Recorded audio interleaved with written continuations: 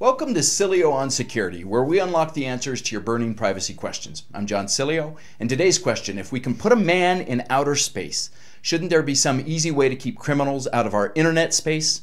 Well, when it comes to hackers, it turns out the cyber devil is in the digital details. So we've brought in our IT guru, a man crazy enough to take time away from Comic-Con and the Leonard Nimoy Live Long and Prosper cruise to be with us. Curtis Nazelbaum, welcome to Cilio on Security. Greetings, friend. Yeah, you must be using a teraflop uplink to get that impeccable video transmission all the way out here to the bridge of the cruise ship Enterprise. I have no idea. Oh, that's a shame. Curtis, help us here. How do we keep hackers out of our online accounts?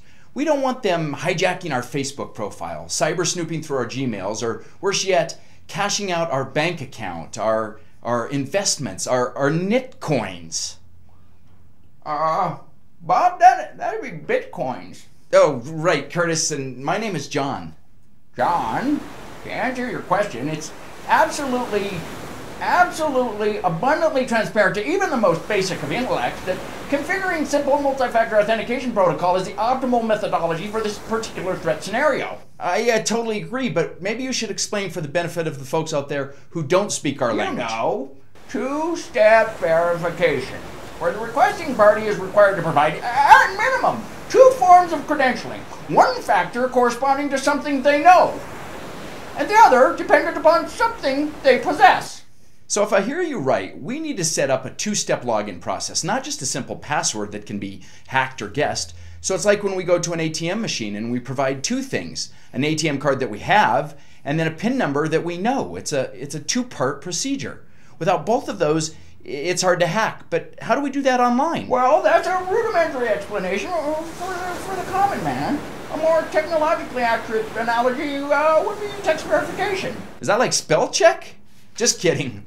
Is that where we get a code texted to our mobile phone the minute we've entered our password on the website?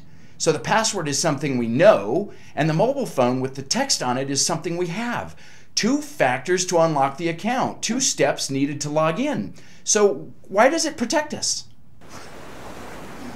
Well, because, genius, the thief can't possess both your virtual authentication token and your physical possession factor simultaneously. You mean they don't have your password and your cell phone at the same time?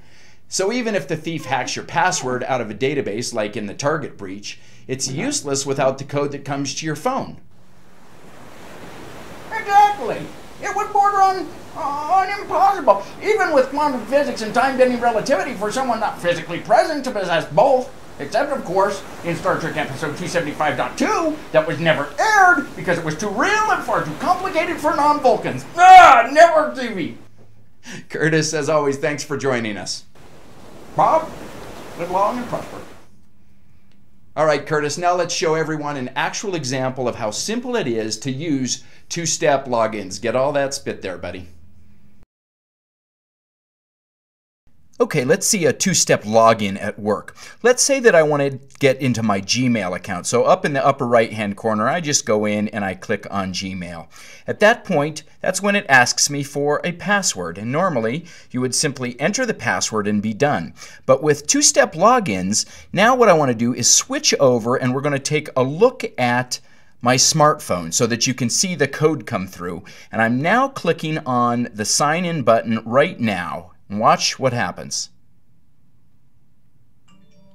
There we go. There's the second step of the code. 765798. 765798. So we're going to go back over to here and type in 765798. That is the code that has come to our smartphone.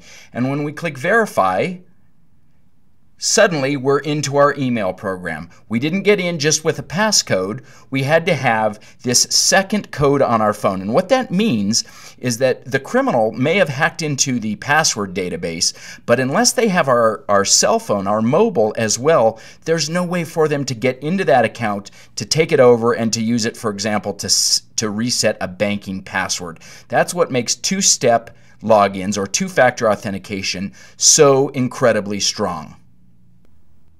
Thanks for joining us on this episode of Cilio on Security. If you'd like to bring me in to speak to your audience with or without Curtis Naselbaum, please visit our website at cilio.com. Thanks so much, and we'll see you next time. What's your name? Nikki. Nikki. A little bit more information. How about when we go through it together, item by juicy item? No, I wouldn't do that. Nikki, it's almost impossible to go through everything you need to do to protect something this large in one session. So I would like to offer you a free copy of my book. First, let me give that back to you. You're tired of carrying it, aren't you? That thing is heavy. Free copy of my book, Privacy Means Profit. Trust me, it will help. Chapter 5. If you would just hold the book up for a second. Yeah. A little further from your face. Yeah. Oh, it makes it easier to turn into a driver's license. Oh.